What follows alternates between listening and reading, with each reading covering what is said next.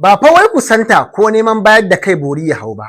Dokar ta yi tanadin cewar duk malami ko ma'aikaci da aka samu ya yi wa ɗaliba ya fice ko ƙibce ko ya sumbace ta ko kuma ma ya taɓa wani sashi na jikin ɗalibar tasa to ya taɓo kansa garari domin zai fuskanci hukuncin ɗauri na shekaru 14 a gidan maza. Kuma gashi ba za a baka damar biyan tara ka fanshi kanka ba. Ƙarara wannan doka ta haramta duk wani nau'i na soyayya tsakanin ɗaliba da malami ko ma ma'aikaci a makarantar.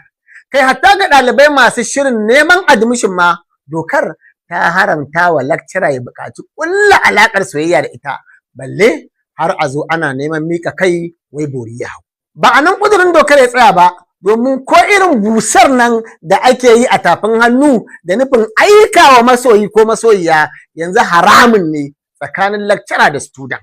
Bugu da ƙari babu aikawa da saƙon text na I love you wujiga ko kuma gaskiya wance ba dama ce ko kina da kyau balle a zo ga batun ƙyasa wasu sassa na jikin ɗaliba.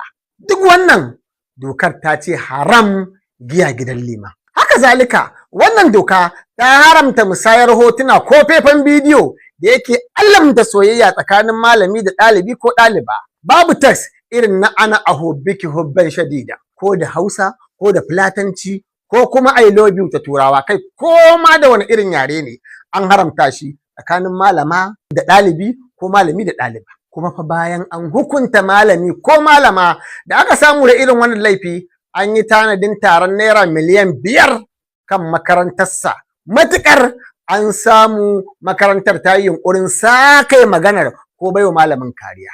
Ya ku cincirin dan ɗalibai musamman ma mata me za ku ce akan wannan doka? Gaskiya dai na ji daɗin wannan doka da aka yi saboda gaskiya an ƙara darajar daga mata saboda duba da yan auren ki ma za a kina zuwa jami'a sai a ce to gaskiya dai wannan ta ba da kai amma mun ji daɗin wannan doka ƙwarai da gaske sai dai mu ce Allah ya saka da alkhairi. Hakan yayi daidai wannan dokar da aka yi saboda kowa zai mai da hankali ya karatun shi ba tare da alfarma ba. Da mun kowa ka'ida saurayi haka gari banza ya bi ki bare kuma malami ya yi miki maganar soyayya a cikin makaranta hakan ya fi ya je gidanku ya same ki ya gabatar da kansa a wajen iyayenki ba a cikin makaranta ku zo ku dinga soyayya kuna kumbiya ba.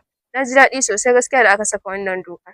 To za so dai ku ma ku ajiye mana naku ra'ayin kan wannan ƙuduri sai na ji daga gare ku.